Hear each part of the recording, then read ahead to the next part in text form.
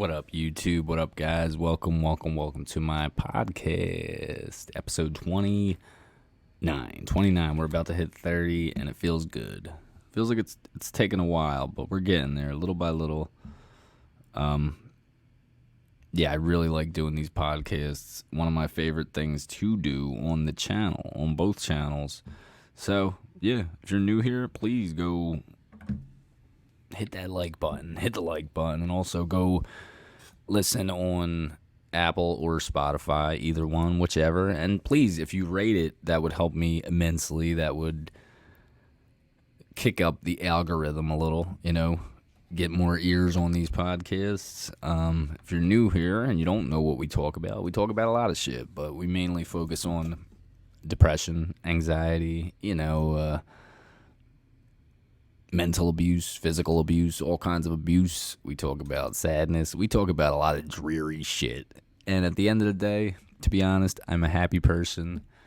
I just enjoy talking about the darker things in life, the things that people don't, want to think about. But I do, because I like it. I like it. I live in the darkness. Hello, darkness, my old friend. Come to talk with you again. So anyway, today's episode, we're going to be talking about, I'm going to tell you some stories of times when I thought, I can't do it no more. And I just wanted to give up. And I just wanted to, I was suicidal. And I wanted to say, fuck it. But obviously I pulled through. I got through it because I'm here. And I'm still here. Living happily, very happy.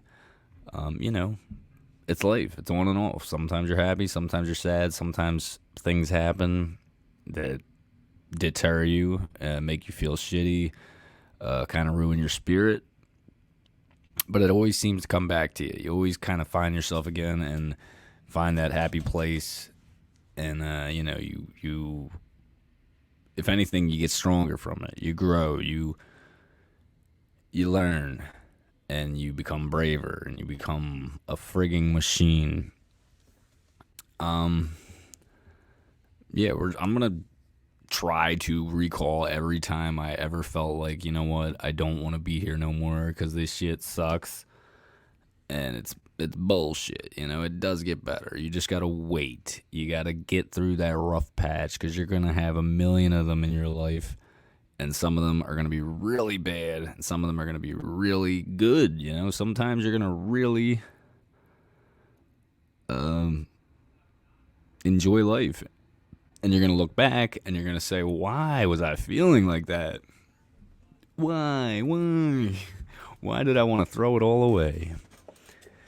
Well, it seems easy to kick the bucket and say goodbye. It seems like a no-brainer, right? I mean, what's wrong with dying? You get to be free.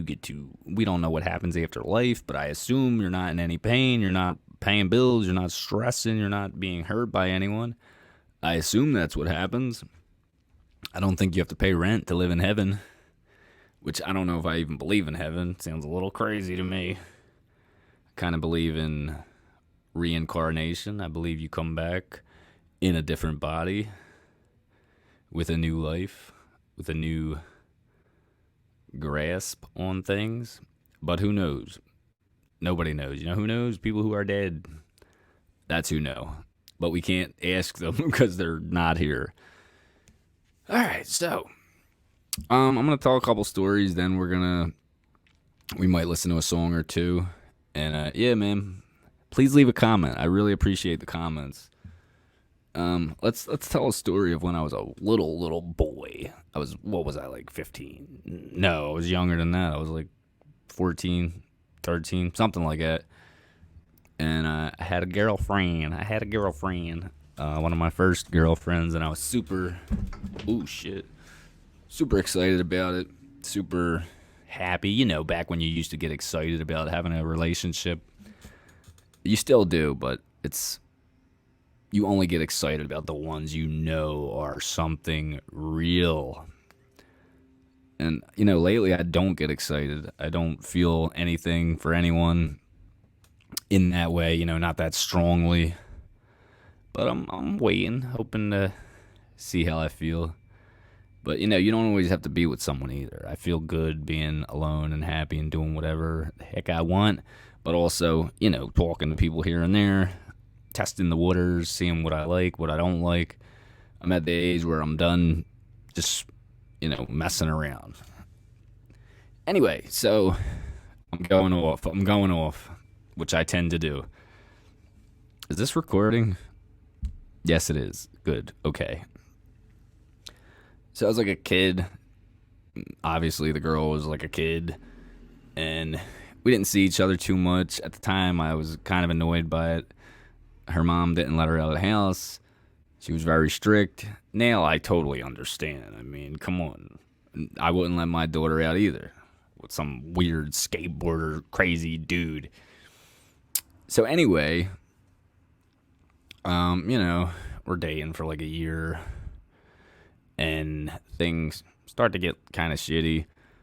I was very crazy back then. I would get mad and jealous over the dumbest things. So dumb. My God, when I think back about it, I cringe. I would get mad about the dumbest things. Teenager shit. Things when you're a kid, you gotta learn. And that's why you go through that. That's why you live and date and learn. Anyway, why am I talking about this? This has nothing to do with the story.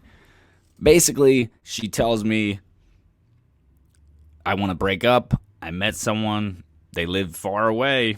They don't live close, which is good for her because she can't date them anyway because she ain't really allowed out of the house because she's kind of young. So, hey, the guy lives far. That's great. I get to talk to him, be with him, and I don't have to actually commit to seeing him because I'm not allowed out of the fucking house anyway.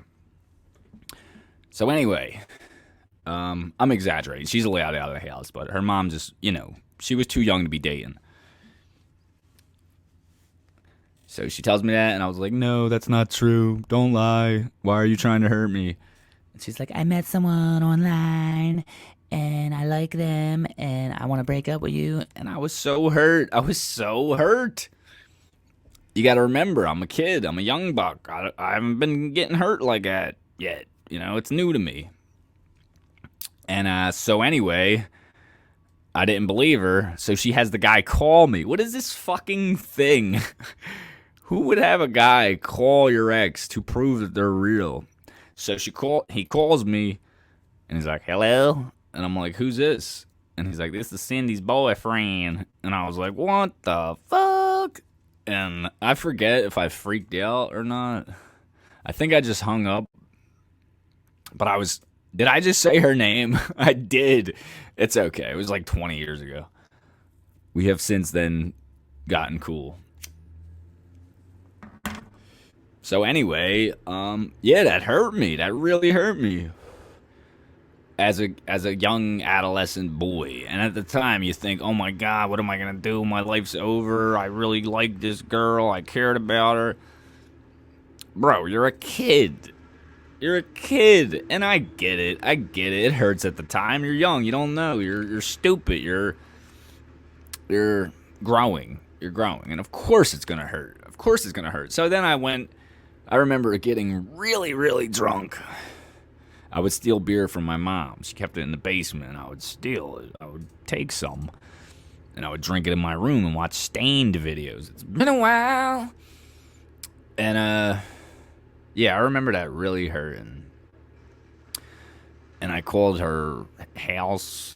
And I was arguing with her brother. Calling him names. And I felt really suicidal. I felt like, yo, bro. This sucks. This hurts. It didn't hurt that bad, it lasted like 2 or 3 days. Back then, you bounce back quick. You get over shit quick. It's not like when you're older. You kind of hold on to it. You kind of fester in it. But when you're younger, things like that hurt. My thing was, why did she have him call me? Hearing your new boyfriend's voice is never a good feeling for anyone. And he had a real country accent, so I knew he lived far away. He was like, Hey, my name's Billy, or whatever the hell his name was. I don't remember. Anyway, that was a time I remember that really hurt me and made me feel kind of like, you know what? Fuck this shit. Let me die now. Just a petty thing, really. And now looking back at it, it's like, what the hell? But I still stand by what I said. You don't fucking get your new guy to call your old guy. That is messed up. Not cool at all. That is some sick shit. So, yeah, man, that's one story that sticks with me that I remember forever. Another one where I really actually did attempt suicide. I used to have these house parties because I had a band and we would always practice. And we would always have a bunch of people over. We would have like a party. And this one instance, we had practice, and then we started drinking and hanging with our friends. It was like chaos, basically. I was about 16, 17. And so my friend leaves all his band stuff at the house. Lou, that's you. You know, he's not going to bring his shit home every time. And the party was ending, and I left the house to go walk my friend somewhere, I forget. And my ma calls me freaking out, "Where you at? Get home." And I was like, "Ma, I'll be home in a minute. I'm just walking my friend somewhere. Relax." Because the house was a mess. I left it. Not the house, just the basement. We would stay in the basement. You know, there was beer cans everywhere. You know how it is when you party. It gets messy. What are you going to do? So she is furious. And I'm like, "I'm coming home. Relax. Chill out." So when I do get home, I find her. This is after everyone left, too. I find her bringing all my friend's band shit, his guitars, drums, all his shit, roughly, not so delicately, putting it on the sidewalk outside in the street. And I'm like, "What are you doing? This ain't my shit. You can't do that." And I noticed a chip on one of the guitars. She chipped his guitar. "Lou, I hope you're not watching." And I was like, oh my God. I'm thinking like all the instruments are damaged. This ain't even my shit. I only knew this kid for like 6-7 months. And my mom's like destroying his shit because she's crazy just because I went out. Break my stuff. Break my stuff. Don't break his. Please. I don't want that on me. So anyway, I'm like, "What are you doing?" I start bringing the stuff back into the house, and then I notice a chip on the guitar. This is a Flying V Jackson. The bottom of it has a chip on it. Lou, I hope you're not listening to this. I think you forgive me, though, by now. I never told you, and you never noticed. I was like, "Please don't notice."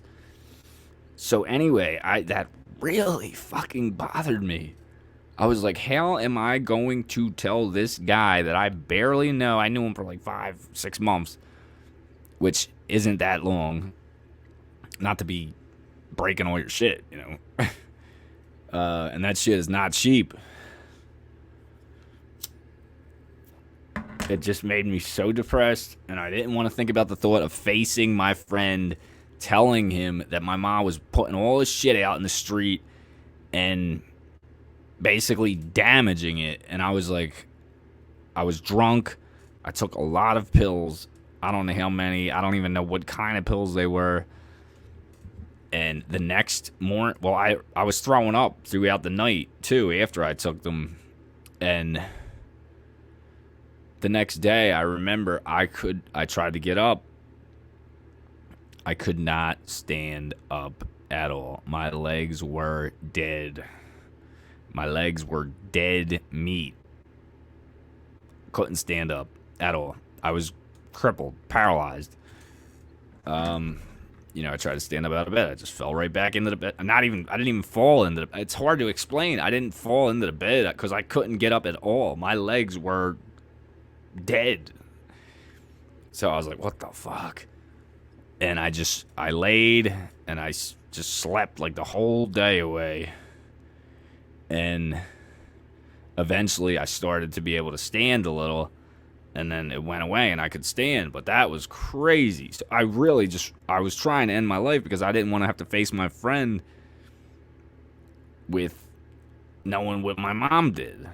And, he never even noticed anything was ruined. It wasn't really ruined. It just coming home, seeing the visual of her putting all that shit out in the street, instruments that are not mine, it just really fucking fucked me up. Really made me worried. Oh my God, how am I going to tell my friend about this? What the hell? Blah, blah, blah. So, but yeah, I was okay. I made my mom take me out.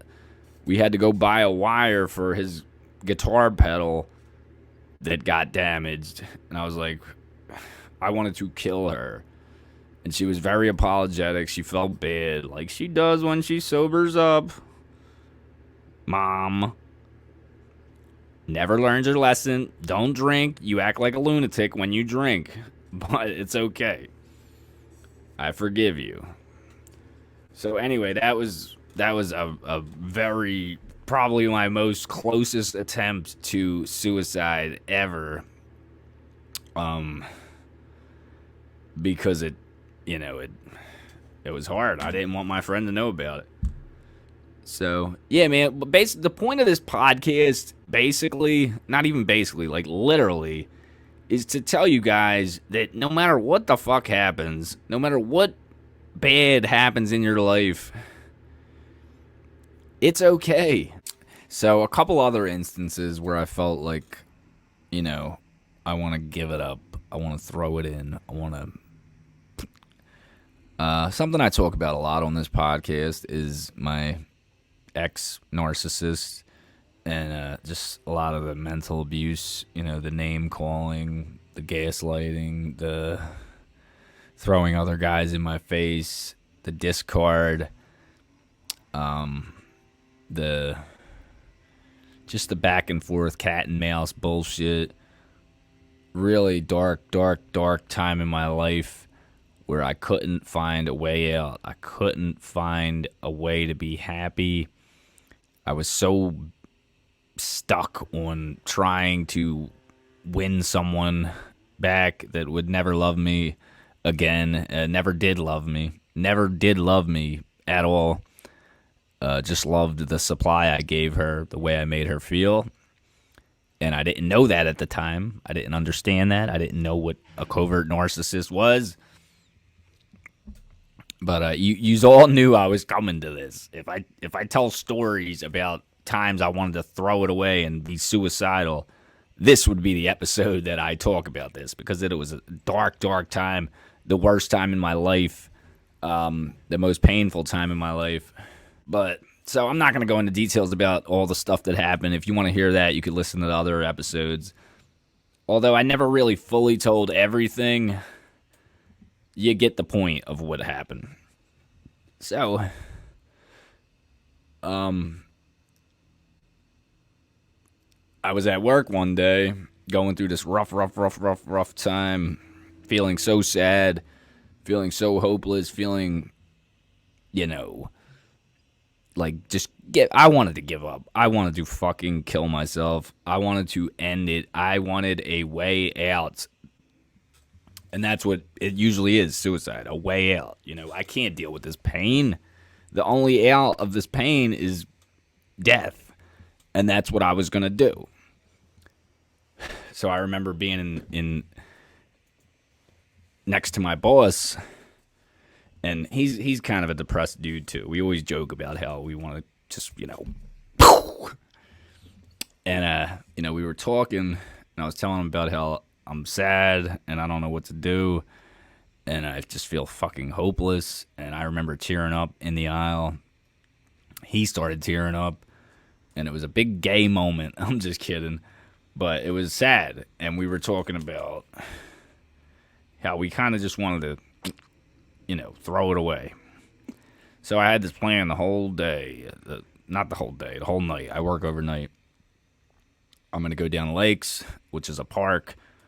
It's, it's just this big grass park. It's not like a park with swings and stuff like that. It's a whole area. It's a whole woods type park thing. And I was going to go there Well, I did do this. I went there after work. I took a fresh box cutter blade, and I walked there peacefully.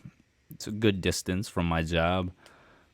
Walked there with my headphones on peacefully, thinking about what I'm going to do. And I get there and I walk around the whole park, just thinking, trying to figure out, is there any other solution? Is there any other way out? Is there any other way to get over this? And I couldn't come up with nothing. The only thing I could come up with was death. And so I find a little spot and I sit there and, I'm trying to cut myself, trying to do the old wrist slit thing. But I just couldn't push myself to push it in deep enough to cut me for real. And I kept stopping and then doing it again and then saying, fuck, why can't I do it? And, trying again and again. Then I would walk around. Then I went to another spot in the park, sat there. I took a picture. It's on Facebook. I like the picture because nobody knows what really was going on in that picture. They just think it's me posing, looking cool. No. I wanted to take a picture just to, this is the last picture of me you're ever going to see. And, I tried. I just wanted to cut my wrist, but I couldn't bring myself to do it. I couldn't bring myself to do it, but I really, really wanted to do it. And, I even tried listening to sad shit, and nothing could push me to do it, man. I don't know what the fuck. People say suicide is easy, but it is not. I don't think it is. If it is, we'd all be gone. There wouldn't be one human alive right now. So I couldn't do it, and I gave up, and I walked home. Still sad. For some reason, I felt a little better. I guess, I don't know, there was a therapeutic thing to knowing I wanted to do that, to knowing I was going to do that, and, I failed at it, thankfully, because I couldn't do it. So, then another instance, this is probably the last time I've ever attempted that, and ever will attempt that, and I'll tell you why after I tell this story. So, I have this plan all night. I want to fucking do this. Now, this is another time. I can't remember if this was before or after the last time. I think it was after. It could be before, though. I'm not positive. So I have this plan to hang myself. And guys, this is kind of embarrassing being this open about some very, very dark shit. But, I got to talk. I got to tell you guys. Because I know everybody deals with shit and they just don't want to talk about it. But I do. So I have this plan to hang myself. And all night, I'm like, I'm going to get fucking drunk as hell. As drunk as I could possibly get. Go out, get drunk. And I think there's a little hope that maybe if I go out, I will change my mind. I'll have fun, and I won't want to do that no more. So I do go out. I tell her, I say, I think I tell her, like, goodbye after tonight. I'm going to end my life, blah, blah, blah. Which is kind of like, I shouldn't have did that. I shouldn't have did that because it's like, it's kind of like putting her on the spot. Like, hey, I'm going to kill myself. Are you going to do something about it? I shouldn't have did that. In a way, I wanted her to save me, I guess. So I go out, and, I actually tell her where I am, and she winds up meeting me there, which made me the happiest person alive. She's like, where are you? And I was like, I'm outside of the bar. She was like, I'm here. Where are you at? And I was so happy to know that she came to maybe see me, maybe be with me. Maybe I don't have to do this. Maybe I will be happy because she's back. Come on, bro.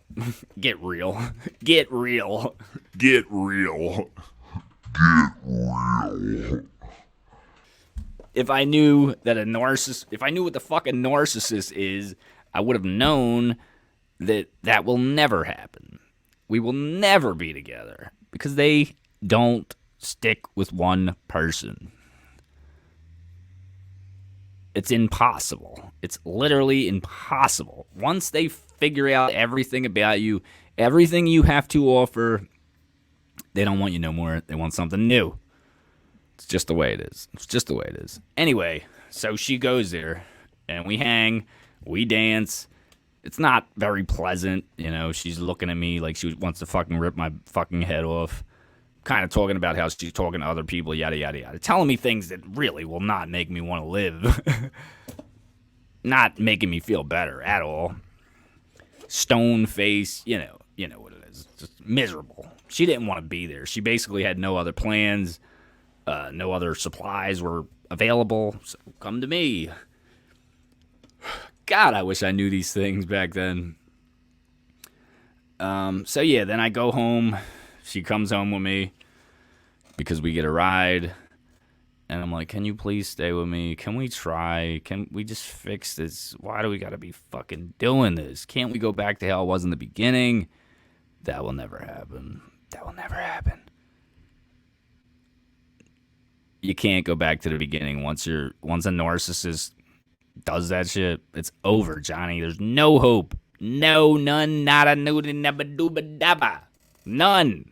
Nothing. And I didn't know that. God, I wish I could talk to me back then. I wish I could talk to that person. I would make him so happy. I'd be like, listen, bro, this is what's going on. But I didn't know. And you can't blame me for that. So anyway, she leaves, of course.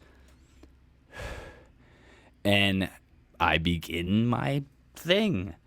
I begin what I was planning. I do the thing. I tell her, again, I shouldn't have told her, but I said, okay, I love you. I'm going to miss you, yada, yada, yada. She calls the cops. Cops come to my house, and they say, we got a call that there was some suggestions of suicide.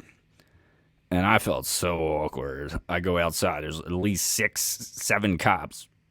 Now I'm exaggerating. There was like 4 or 5. 3 of them were dudes, and 1 of them was a girl. We got a call about somebody, suggesting suicide, saying they want to commit suicide. And I was like, in my drunk voice, and always pleasant, even when I'm very depressed.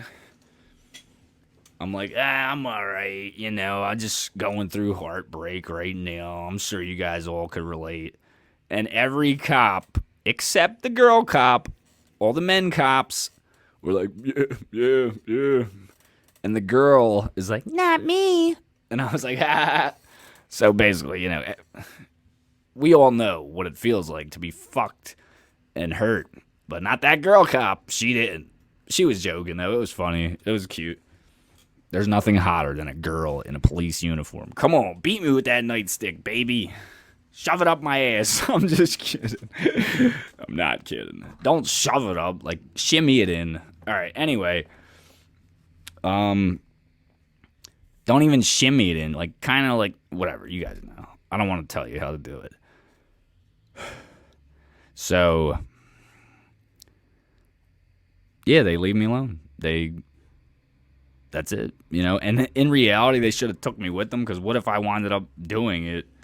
They would have probably been in big trouble. I don't know if you could just leave. Okay, he said he's okay. Let's leave. I don't know. I don't know the rules with that, but I think if I would have actually killed myself and my mom wanted to get them in trouble, she could. But, they were cool cops, so it was cool. They understood. They understood what pain feels like. And that was the last time I felt suicidal. And, now that I've gotten better, I've learned everything I need to know about that kind of relationship to never go back to that kind of relationship. Even though I did fuck up, I went back. I swallowed the poison again. Now, Now, I know. I had to taste one more time to make sure that all these videos about narcissists were real. You know, maybe they're wrong. Maybe she isn't one. But there's no denying it. I had to taste that poison one more time just to make sure, just to be positive. Through the whole time of us talking again, I did tell her numerous times, pretty sure you're a fucking narcissist. Pretty sure. She's like, no, I'm not. How can you think that? And I'm like, well, maybe because every single video, people, professionals, are all saying exactly to the T what you do. And there's no denying it. You know what? Sometimes I listen to these videos and I think I'm a narcissist. But that's bullshit. You know, I might have some narcissistic traits. I will say that. Such as one of them is they don't want you to like them. And I noticed when someone starts liking me is when I pull back, is when I don't like it. I start pulling back. I don't know if I like them up until they start liking me and showing me too much love. It kind of makes me step back a little. Another trait I might have is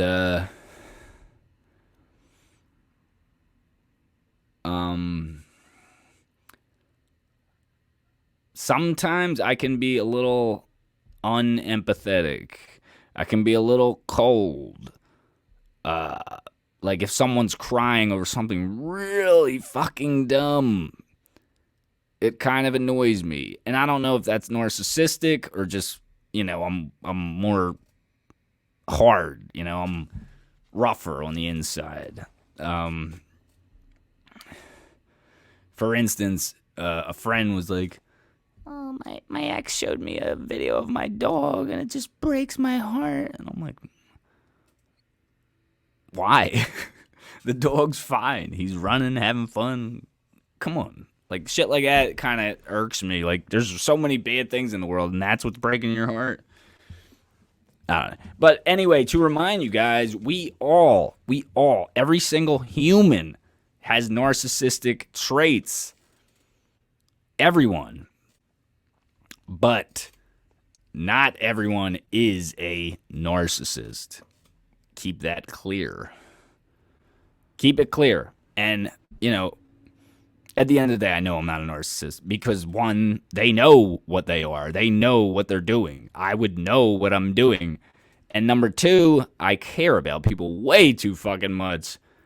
Narcissists don't care about people. They only care about what the people make them feel. And I don't constantly need supply all the time. I mean, I like talking to people. I like having a relationship. I like having a connection with a woman. But I don't need it. It doesn't give me life the way it gives a covert narcissist life. They need it. They fucking need it because they hate themselves and they have to live vicariously through you. They hate themselves. They're ashamed of themselves. They think they are pieces of shit. They have low self-esteem. And that's it, you know? Which is another thing, false reasons why I know I am not a narcissist. Because I happen to love myself. Not in a conceited dickhead way, but in a, you know, I think I'm cool, I'm fun. I think I like my personality. And I'm enjoyable. And I'm kind of crazy. Anyway, guys, I think that's the podcast. Let me just tell you guys a little bit about why you should never kill yourself. Because life is too good, man. We got it good. No matter what we went through, it's all meaningful. I mean, we have to go through those things. We have to go through pain. We have to go through suffering. And, you know, I haven't been through half of what some people have been through. Everyone's been through something different. Unique to them, painful to them. Even the fucking narcissist has been through something. Man, I'm running out of breath. But my point is, hold on. If you could just hold on through that rough patch, and I believe things will get good for you, at least better. And they won't stay great because they never do. Nothing is constant. Things are always changing. Why is my internet not working? Hold on. Love yourself. And that's all we got to say, guys. I love you. Have a great day. Take it easy. Take care. And hold on. In no way is this podcast condoning suicide at all. It's a stupid thing to do. It's the wrong choice. It's if you can live to see it, you will see that you made a mistake. But unfortunately, if you do it, you won't be able to look at that in hindsight because you won't be here. So try to stay alive so you can see it in hindsight. All right, guys, that's all we got. I love you. Take it easy and goodbye. Actually, see you later.